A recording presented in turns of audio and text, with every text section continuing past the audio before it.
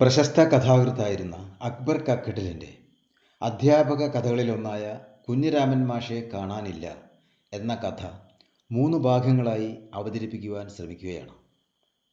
കഥ കുഞ്ഞിരാമൻ മാഷെ കാണാനില്ല. ഭാഗം 1. അവതരണം അക്ഷയകുമാർ. കുഞ്ഞിരാമൻ മാഷയ്ക്ക് എന്തു പറ്റി? ഹെഡ് മിസ്ട്രസ് അക്ഷമയായി കാത്തിരിക്കുന്നു. SSLC പരീക്ഷയുടെ എ ലിസ്റ്റ് ഇന്നു രാവിലത്തെ തപാലിൽ അയച്ചില്ലെങ്കിൽ യഥാസമയം അതങ്ങ് എത്തിക്കാൻ തലസ്ഥാനത്തേക്ക് സ്പെഷ്യൽ മെസ്സഞ്ചറെ അയക്കേണ്ടി വരും. മാഷ് എല്ലാം എഴുതി ശരിയാക്കി 9 മണിക്ക് എത്താമെന്ന് ഏറ്റിരുന്നതാണ്. ഇതിനു മുമ്പ് ഒരിക്കലും ഏറ്റ പണി സമയത്ത് തീർക്കാതിരിക്കുകയോ പറഞ്ഞ നേരത്ത് എത്താതിരിക്കുകയോ ഉണ്ടായിട്ടില്ല. ഇന്നലെ അദ്ദേഹം സ്കൂൾ വിട്ടു പോകുമ്പോൾ ഒന്ന് ഓർമ്മിപ്പിക്കാതിരുന്ന അബദ്ധമായി. കുഞ്ഞിരാമൻ മാഷെ നോക്കി പ്യൂൺ രാമനെ അയക്കാൻ ഹെഡ് മിസ്ട്രസ് ചിന്തിക്കാൻ തുടങ്ങുമ്പോൾ മാഷുടെ മകൻ ദിവാകരൻ അമ്പരപ്പിക്കുന്ന ആ വാർത്തയുമായി റൂമിലേക്ക് കയറി വന്നു. ടീച്ചർ, അച്ഛൻ ഇന്നലെ വീട്ടിൽ വന്നിട്ടില്ല. എവിടേക്കെങ്കിലും പറഞ്ഞയച്ചിരിക്കുകയാണോ? ഞാനെങ്ങും പറഞ്ഞയച്ചിട്ടില്ലല്ലോ. 10ാം തരം തോറ്റ് ടൈപ്പ് റൈറ്റിങ്ങിന് പഠിക്കുന്ന ദിവാകരൻ അത് കേട്ടപ്പോൾ ഒരു കരച്ചിലിൻ്റെ പക്കത്തെത്തി.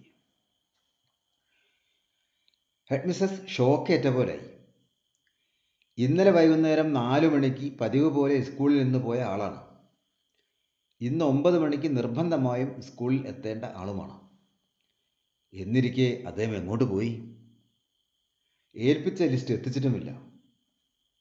എല്ലാം കൂടി കുലുമാലായല്ലോ ഭഗവാനെ.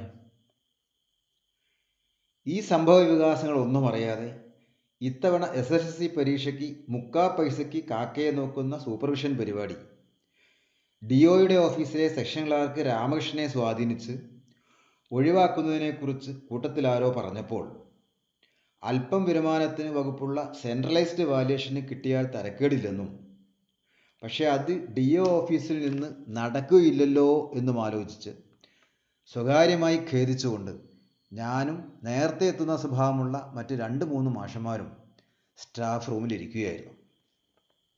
അപ്പോഴാണ് ഹെഡ് മിസ്സസ് കയറി വന്ന് കുഞ്ഞിരാമൻ മാഷെ കാണാനില്ലെന്ന് വിവരം പറയുന്നത്. ഇതിനകം ബാക്കി മാഷന്മാരും എത്തിക്കഴിഞ്ഞിരുന്നു. ഞങ്ങൾ അന്തം വിട്ട് പരസ്പരം നോക്കി. വീട് വിട്ടാൽ സ്കൂളിൽ, സ്കൂൾ വിട്ടാൽ വീട്ടിൽ. അതിലപ്പുറം കുഞ്ഞിരാമൻ മാഷയ്ക്ക് ഒരു ലോകമില്ല. വീട്ടിൽ പറയാതെ മാഷ എവിടെയെങ്കിലും പോവോ? ഞാൻ അന്വേഷിച്ചു. ഇല്ല, വല്ലപ്പോഴും ഏടത്തിയുടെ വീട്ടിൽ പോകുന്നത് തന്നെ വീട്ടിൽ പറഞ്ഞ് ഗുളിക എടുത്ത ശേഷം മാത്രമാണ്. ഇന്നലെ രാത്രി മരുന്നും കഴിച്ചിരിക്കില്ല. ഹെഡ് മിസ്സസിൻ്റെ പിന്നിൽ നിന്നിരുന്ന ദിവാകരൻ്റെ കണ്ണുകൾ നിറഞ്ഞു തുളുമ്പുകയാണ്. മാഷ് കുറേ കാലമായി BP പേഷ്യൻ്റ് ആണെന്ന് ഞങ്ങൾക്കെല്ലാം അറിയാം. ഗുളികകളാണ് മാഷെ നിലനിർത്തുന്നത്. പെട്ടെന്ന് എന്തെങ്കിലും കാരണമുണ്ടായി പറയാതെ പോയോ എന്ന് കരുതി ഏടത്തിയുടെ വീട്ടിലും അന്വേഷിച്ചുവെന്ന് ദിവാകരൻ പറഞ്ഞു. അങ്ങനെയാണ് അവൻ അവസാനം സ്കൂളിൽ എത്തിച്ചേരുന്നത്. ദിവാകരനെ സമാധാനിപ്പിച്ചയച്ചെങ്കിലും കുഞ്ഞിരാമൻ മാഷെ എവിടെ അന്വേഷിക്കണമെന്നറിയാതെ ഞങ്ങൾ വിഷമിച്ചു. ഇന്നലെ സ്കൂൾ വിട്ട ശേഷം കുഞ്ഞിരാമൻ മാഷെയും അനന്തൻ മാഷെയും റോഡിൽ ഒന്നിച്ചു കണ്ടല്ലോ.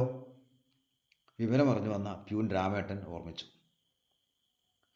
ആ സമയത്ത് ഇതൊന്നും അറിയാതെ അനന്തൻ മാഷ് ലേഡി ടീച്ചേഴ്സിൻ്റെ സീറ്റിനടുത്ത് നിന്ന് ജമീല ടീച്ചറെ പഞ്ചാര അടിക്കുകയായിരുന്നു. Hey Aandi! First assistant Balakrishnan Nair Ananthan മാഷെ വിളിച്ചു. ഈ ജന്തുവിന് എന്ത് ജാതി ചിത്തപ്പിരാന്താണെന്ന് അപ്പോൾ ബാലകൃഷ്ണൻ നായർ അത്ഭുതപ്പെടുകയായിരുന്നു. ഇവിടെ കുഞ്ഞിരാമൻ മാഷെ കാണാനില്ല. അന്നേരത്താണ് അവൻ്റെ ഒരു... ബാലകൃഷ്ണൻ നായരുടെ വിളി കേട്ട് അനന്തൻ മാഷ് ജമീല ടീച്ചറുമായി തുടങ്ങിവെച്ച ഡിസ്കോ സാരിയെക്കുറിച്ചുള്ള സംഭാഷണം മുഴുമിക്കാനാവാത്ത നിരാശയോടെ അത്യധികം പതിഞ്ഞ മട്ടിൽ അദ്ദേഹത്തിനടുത്തെത്തി. പക്ഷേ വിവരമറിഞ്ഞപ്പോൾ വല്ലാതായിപ്പോയി. ഇന്നലെ കുഞ്ഞിരാമൻ മാഷ് എന്തെങ്കിലും പറഞ്ഞിരുന്നോ? ബാലകൃഷ്ണൻ നായർ ചോദിച്ചു. അനന്തൻ ഓർത്തു നോക്കി.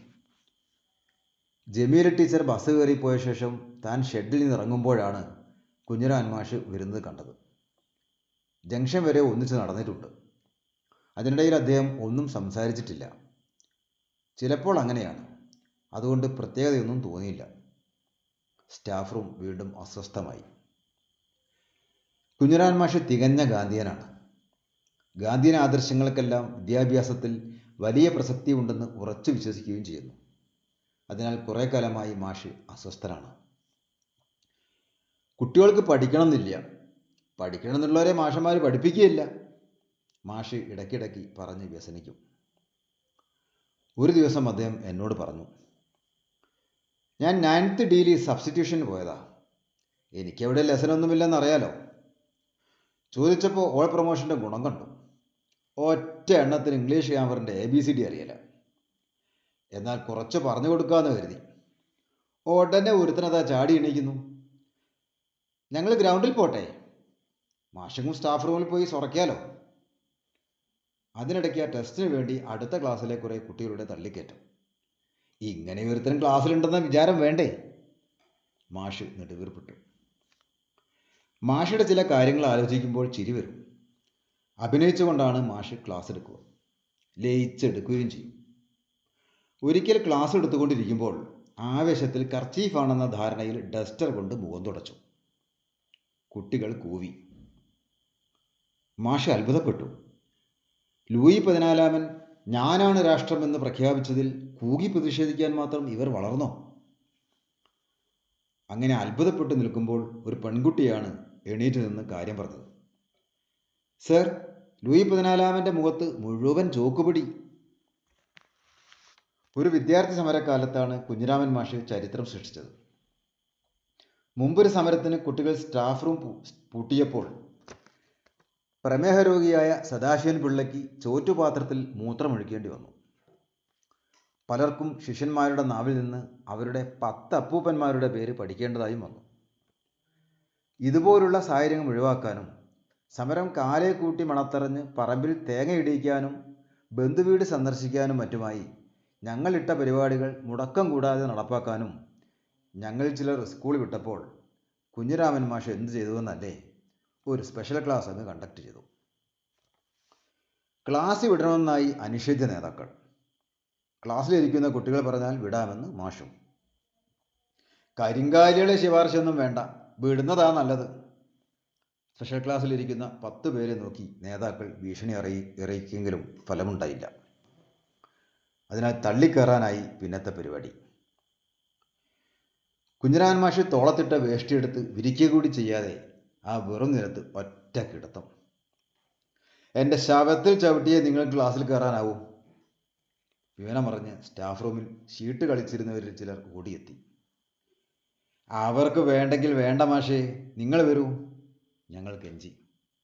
അവർ കുട്ടികളല്ലേ, നമ്മൾ മാഷന്മാർ. അനിഷേധ്യ നേതാക്കൾക്ക് ദേഷ്യം വരാൻ തുടങ്ങിയിരുന്നു.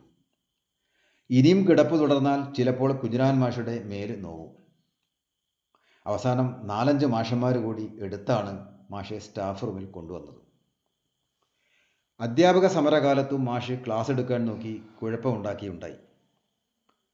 കുഞ്ഞിരാമൻ മാഷെപ്പറ്റി ഇത്തരം ഒരുപാട് അനുഭവങ്ങളുണ്ട് ഞങ്ങൾക്കെല്ലാം ഓർക്കാൻ.